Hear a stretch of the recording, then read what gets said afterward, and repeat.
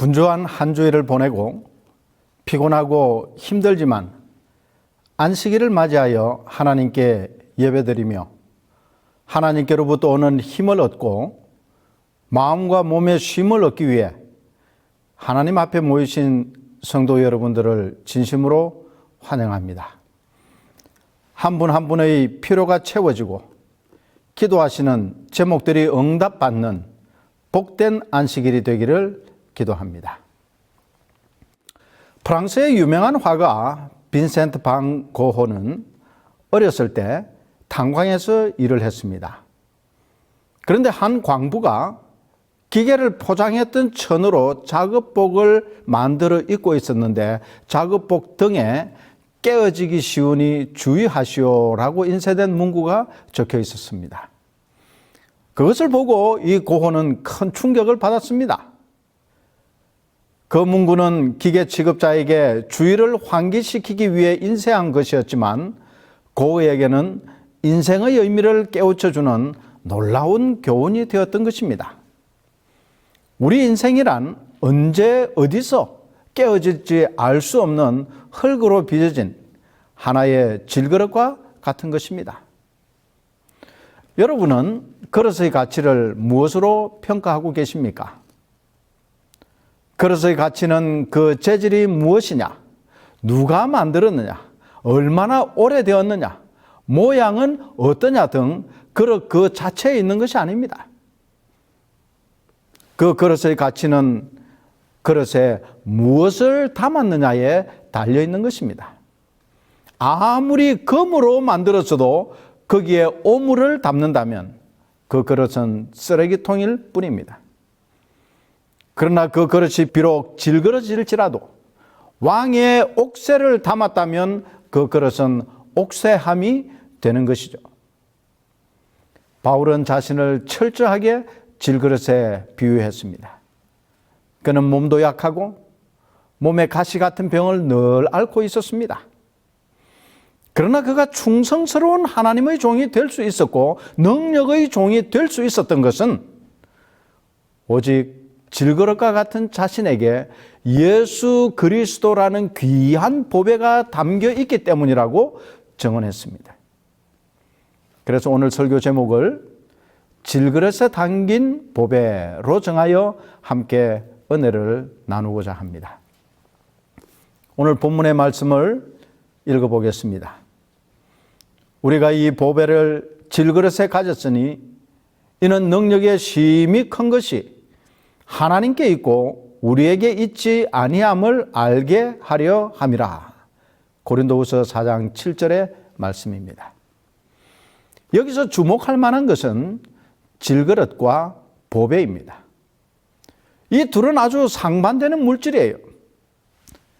보배의 사전적 의미는 아주 귀하고 소중한 물건 또는 아주 귀하고 소중하며 꼭 필요한 사람이나 물건 따위를 비유적으로 이르는 말로 정의되어 있습니다. 이 보배에 속하는 것들은 금, 은, 다이아몬드 등의 귀금속이나 값비싼 시계, 고가의 예술품 등도 포함될 수 있습니다. 이런 보배들은 아주 귀한 취급을 받습니다. 보관하는 상자도 아주 예쁘고 쉽게 훔쳐가지 못하도록 튼튼한 금고 같은 곳에 두기도 합니다. 도둑이 와도 쉽게 가져가지 못하도록 또는 불이 나도 쉽게 타지 않고 견고하게 튼튼하게 만드는 것입니다. 자주 손질도 하고 혹 충격이나 흠이 나지 않도록 매우 조심스럽게 취급합니다. 그런데 질그릇은 어떻습니까? 사전에서는 이 질그릇을 잿물을 덮지 아니한 진흙만으로 구워 만든 그릇으로 겉면에 윤기가 없는 그릇이라고 정의하고 있습니다. 대부분의 고급 그릇은 잿물을 발라 표면에 광택이 나고 더 단단하게 만듭니다. 그래서 모양이 아름답고 더러움이 덜 타고 액체가 그 그릇에 잘 흡수되지 않습니다.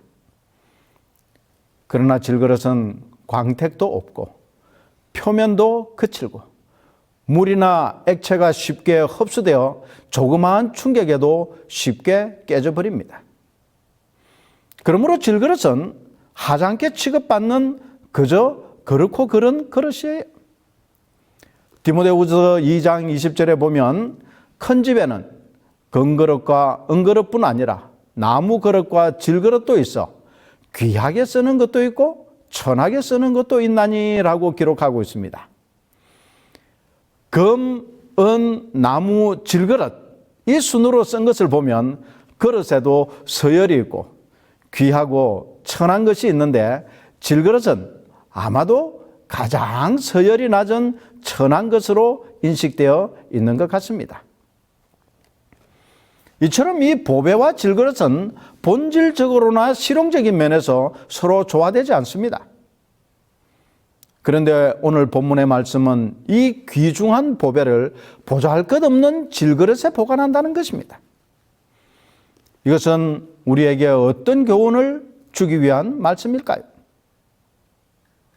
자, 그러면 먼저 이 보배는 무엇인가 하는 것입니다.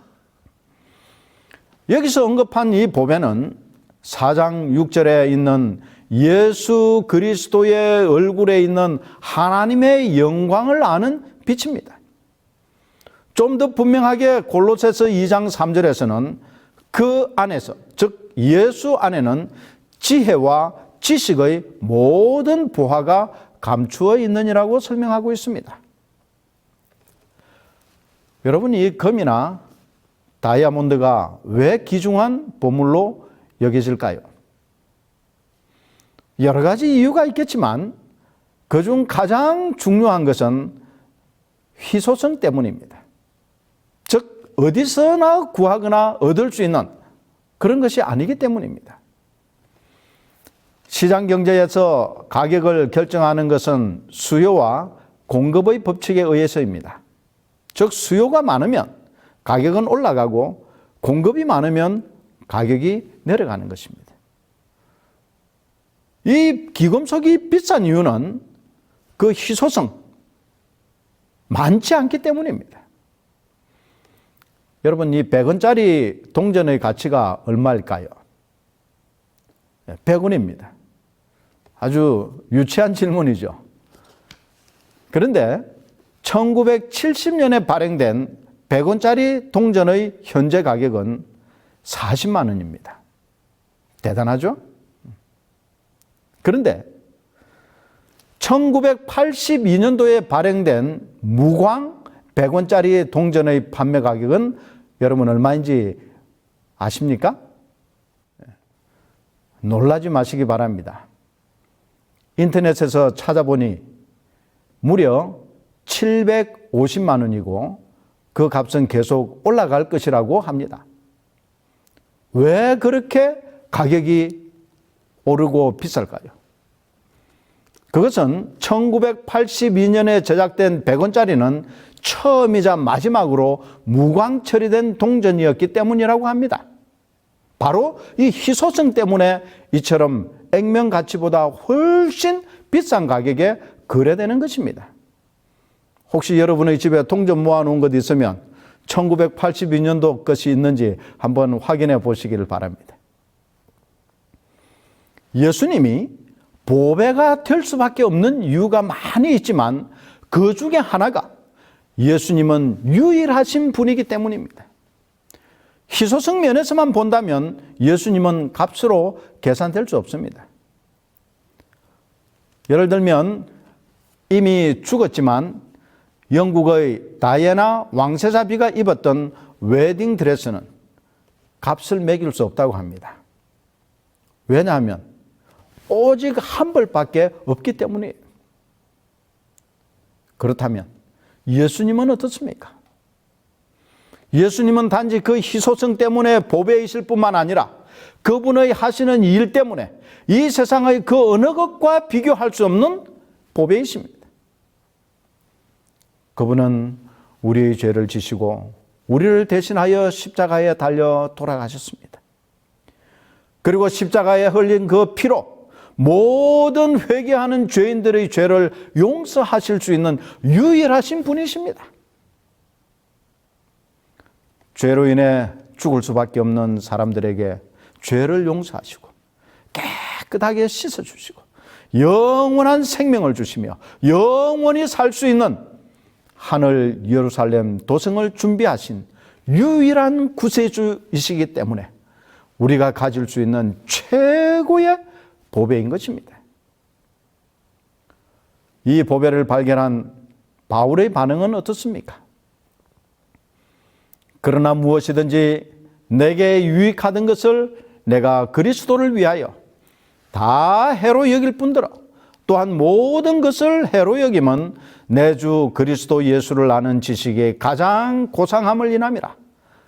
내가 그를 위하여 모든 것을 잃어버리고 배설물로 여김은 그리스도를 얻고 그 안에서 발견되려 함이니.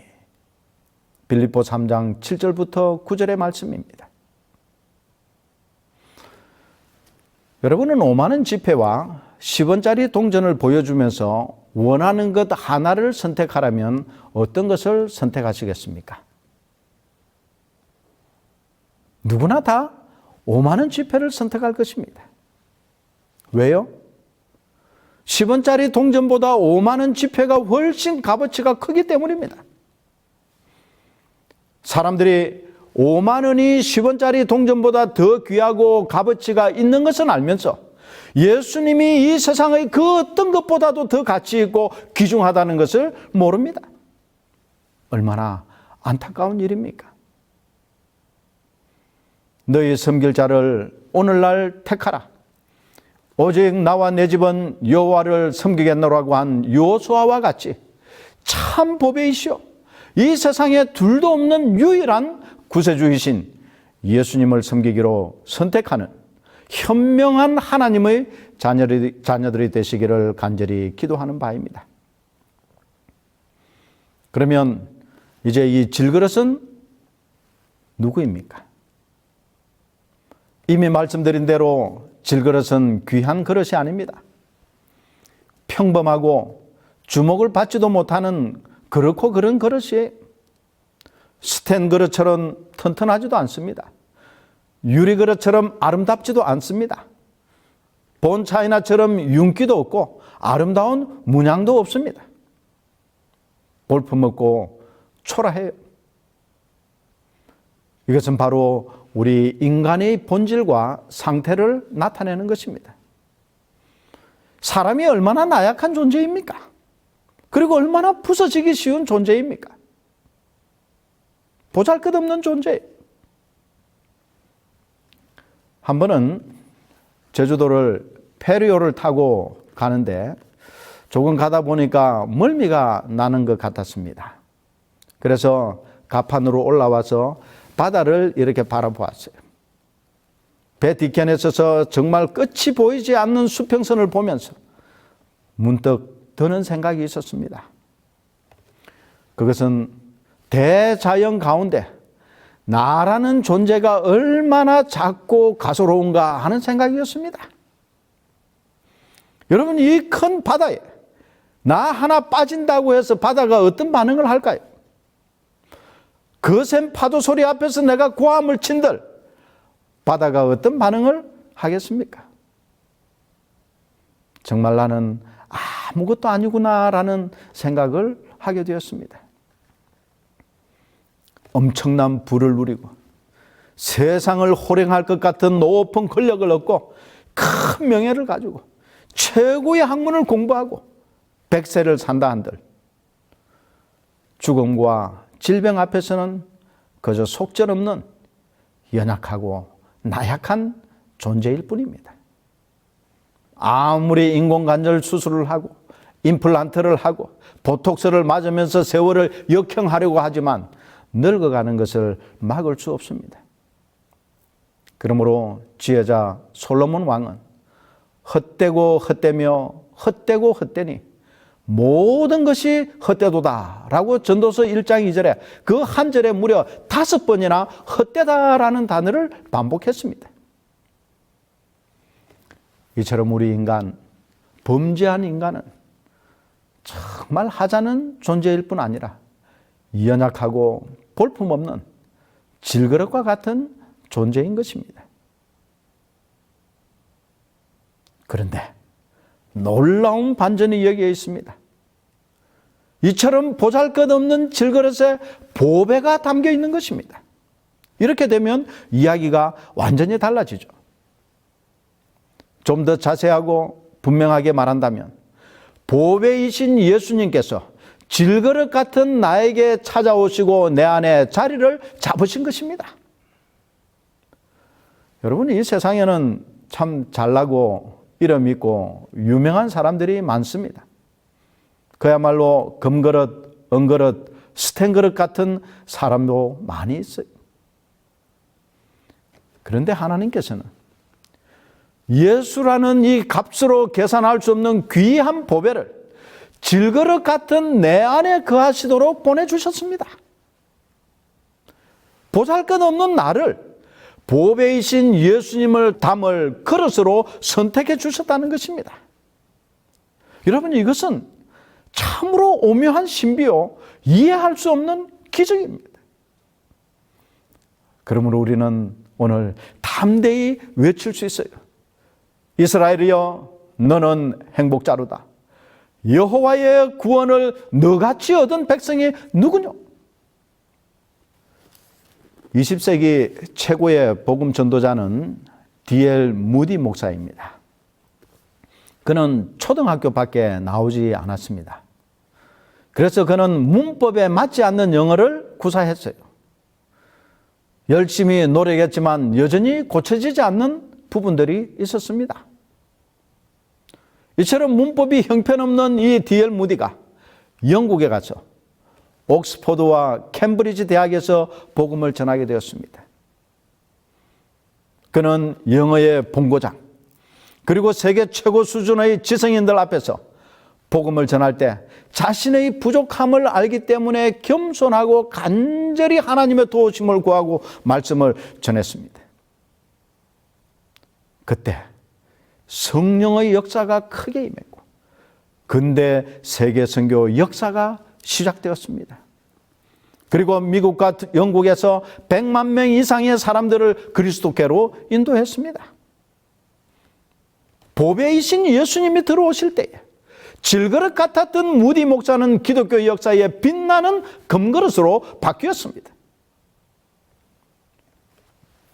오늘 혹시 나는 교육도 제대로 못 받았고 가진 것도 없고 물려받은 것도 없고 말도 잘 못하고 외모도 그저 그렇고 건강도 좋지 않고 나이도 많고 등등의 이유로 인해 인생의 패배자요 열등자라고 생각하는 분들이 계십니까?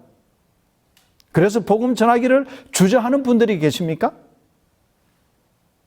우리가 이 보배를 질그릇에 가졌으니 이는 능력의 심히 큰 것이 하나님께 있고 우리에게 있지 아니함을 알게 하려 함이라고 고린도후서 4장 7절에는 말씀하고 있습니다.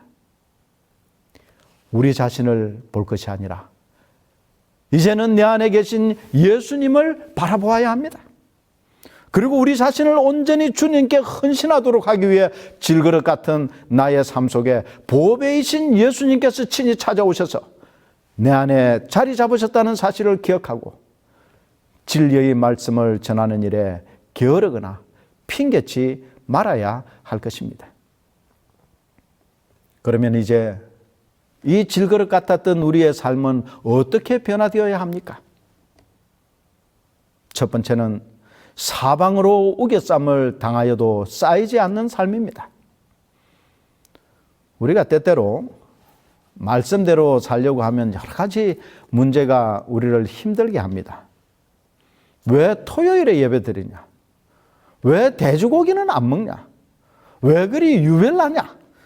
등등의 비난과 함께 미움과 조롱이 끊이지 않습니다. 때로는 질병도 예고 없이 옵니다. 각종 재난과 사고와 문제가 우리를 괴롭힙니다. 여러분, 이것은 다 사단의 방해 공작이에요. 하나님과 우리 사이를 갈라놓기 위한 전략입니다.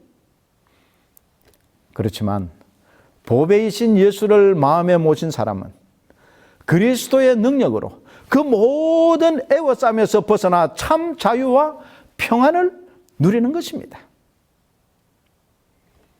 두 번째로, 답답한 일을 당하여도 낙심하지 않는 삶입니다. 우리가 살아가면서 그리스도인이라는 이유로 답답한 일들을 많이 만나게 됩니다. 정말 숨이 꽉 막힐 듯 그런 답답한 때가 있어요. 내 힘으로 도저히 해결할 수 없는 일에 직면할 때가 있습니다. 피할 길이 전혀 없는 막다른 골목길에 내몰릴 때가 있습니다. 그러나 그때에도 낙심하지 않습니다. 왜냐하면 보배이신 예수님께서 사단의 모든 공격과 유혹과 시험에서 우리를 온전히 구원해 주실 수 있기 때문입니다. 능력의 하나님께서 졸지도 않고 주무시지도 않으시면서 우리를 지키시고 항상 함께 하심을 믿기 때문인 것입니다. 세 번째, 핍박을 받아도 버림받지 않는 삶입니다. 기독교 역사를 통해 보면 핍박이 없었던 시대가 없습니다. 오늘날도 여전히 그렇습니다. 비록 우리가 현재 국가적으로는 아직 신앙의 자유를 누리고 있지만 얼마 있지 않아 국가 권력이 종교의 자유를 제한하고 개인의 양심의 자유를 억압할 때가 곧 올 것입니다. 그리고 믿지 않는 가족이나 친척들로부터, 그리고 때로는 사회적 관습과 문화에 맞지 않는다는 비판과 함께 사회적 비난과 불이익을 당할 수 있습니다. 그러나 여전히 우리는 내 안에 계신 보배이신 예수님께서 함께 계시고 이 세상의 그 무엇으로도 끊을 수 없는 사랑의 줄로 연합되어 있기 때문에 불안해하거나 두려워할 필요가 없습니다. 세상 끝날까지 함께 하신다고 약속하신 예수님께서 내 안에 언제나 계심을 확신하는 믿음이 있기 때문입니다. 마지막 네 번째로, 거꾸로 트림을 당하여도 망하지 않는 삶을 삽니다. 사단은 예수님을 십자가에 못 박아 죽임으로 모든 것이 다 끝난 줄 알았습니다. 사단은 자신이 그리스도와의 이 지상 전투에서 승리한 줄 알았습니다. 그러나 사흘 후에 부활하신 예수님으로 인해 오히려 사단은 영원한 패배를 안게 되었습니다. 여러분, 우리가 말씀대로 살다가 직장도 잃고 연봉도 깎이고 진급에서 누락되고 장사도 못하고 억울한 일을 당할 때 따지지도 못하고 피해를 고스란히 당하면서 망하는 것처럼 보일 때가 있습니다. 그러나 이미 세상을 향하여 그리고 사단을 향하여 이겨노라고 선언하신 예수님께서 우리와 함께 계십니다. 보배이신 예수님을 모신 사람은 결코 망하지 않습니다. 여러분, 우리가 이것을 반드시 기억해야 합니다. 우리는 질그릇과 같은 연약하고 깨어지기 쉬운 존재라는 것을. 그러나 하나님께서 사랑으로 보배이신 예수님을 우리 안에 거하게 해 주셨습니다. 이 귀한 특권을 결코 빼앗기지 않도록 노력하십시다. 자신의 능력과 재능과 젊음과 경험과 힘과 지식과 재물을 의지하는 실수를 하지 않도록 결심하시기를 바랍니다. 오직 내 안에 계신 보배이신 예수님을 믿는 믿음으로 금그릇의 삶을 살게 되기를 간절히 기도하는 바입니다. 그러므로 우리가 낙심하지 아니하노니 우리의 겉사람은 낡아지나 우리의 속사람은 날로 새로워지는 경험 속에서 성숙한 그리스도인의 삶을 사는 여러분과 제가 되기를 간절히 기도하면서 말씀을 줄이겠습니다. 기도하시겠습니다. 은혜와 자비가 충만하신 아버지 하나님, 보잘것없는 질그릇과 같은 이 소자에게 주님께서 찾아오시고 우리 안에 거하여 함께 생활하시고 우리를 지키시고 보호해 주시는 은혜를 인하여 감사합니다.